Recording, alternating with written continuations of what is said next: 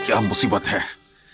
हर चीज रात को ही तैयार रखती थी नाइला बेगम। फंस गया मैं तो। वो हड़ताल पर चली गई है नाराज होकर।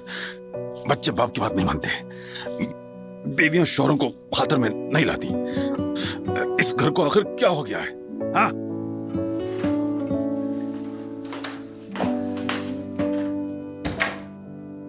सुबह बखैर। खैर तो है हमीद? अम्मी आपको आज की सुबह में खैर दिखाई दे रही है क्या? मुझे तो दिखाई नहीं दे रही। कहाँ चली गई मेरी आस्तीनें? अजीब मुसीबत है ये।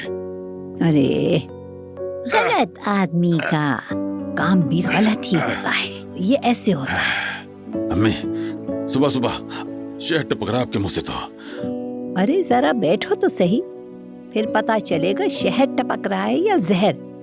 बैठो।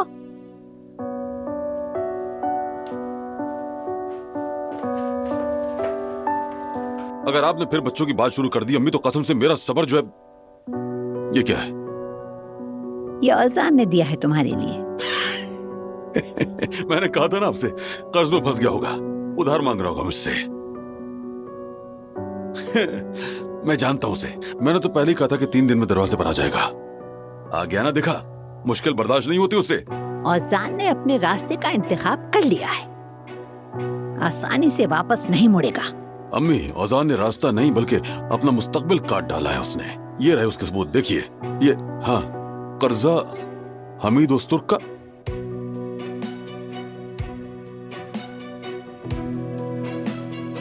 ये क्या है? कहा तो है औजान ने दिया है। कहता है कैफे के पैसे तुम्हें अदा करेगा, ये उसी की अदायगी है। कहता है वो हर महीने थोड़ी थोड़ी रकम बाबा को अदा करता रहेगा।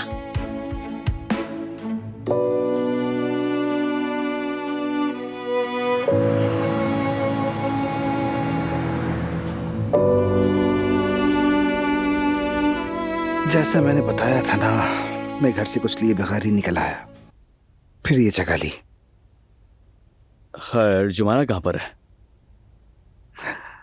जुमाना बतूल को स्कूल छोड़ने गई है, अभी आती होगी। आप इस सब के बारे में क्या कहते हैं? देखिए, अगर आप ये कहने वाले हैं कि गलती कर रही हो औजान, घर वापस आ जाओ, ये सब गलत है। नहीं कहूंगा। औजान, मैं देख रहा हूं कि तुम बड़े हो गए हो। तुम वाकई मोहब्बत में हो मेरे भाई। जिस औरत से प्यार करते हो उसका सहारा बने हो।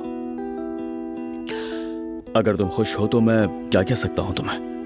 भाई, पहली बार खुद को इतना खुश, इतना आजाद महसूस कर रहा हूं, जानते हैं आप? मालूम है।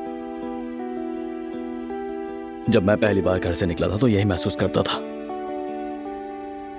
लेकिन ऐसा नहीं चलेगा औजान, तुम यहाँ आराम से नहीं रह सकोगे। फौरन सामान समेटो और आ जाओ मेरे साथ, आ जाओ। भाई औजान, अगर तुम्हें वहां भी सुकून नहीं मिला तो तुम्हारे लिए एक फर्निश घर ले लेंगे। भाई, मेरी बात तो सुन लें। ठीक है, आप मेरी मदद करना चाहते हैं, मैं समझता हूँ, मगर अगर वाकई मेरी खुशी चाहते हैं तो मुझे खुद संभालने दें। मगर भाई, जुमाना से मिलने से पहले मैं एक और औजान था, लापरवाह था, जज्बाती था, गैर जिम्मेदार सा औजान। मगर जुमाना की बात सब कुछ बदल गया। मैं चाहता हूँ कि अपनी जिंदगी किसी की मदद के बगैर खुद बनाऊं। प्लीज मुझे करने दें भाई। ठीक है, मैं हमेशा तुम्हारे साथ हूं मेरी जान, बस ये याद रखना। नहीं भूलूंगा। मगर अब मुझे छोड़े, ये बताएं, अम्मी किसी बात का जिक्र कर रही थी? ओह, वो एलिफ, क्या मामला है उसका? हाँ।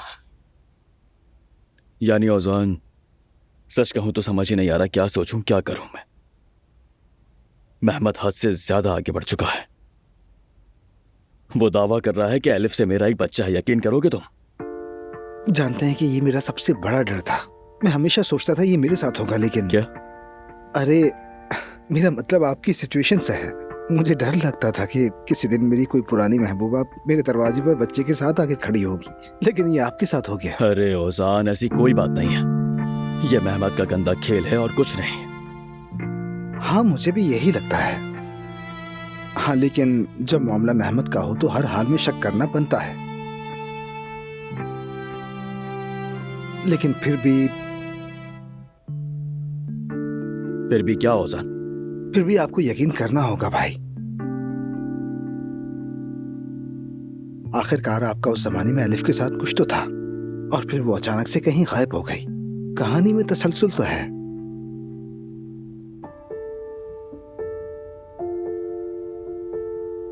क्या जरा सा भी इम्कान नहीं है?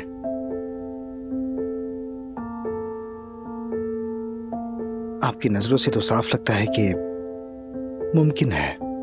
नहीं ओजान, और वैसे भी अगर ऐसा कुछ होता तो एलिफ इतना बड़ा राज इतने सालों तक हरगिज नहीं छुपाती। और ये मेहमत की कोई घटिया चाल है, मुझे यकीन है इस बात का।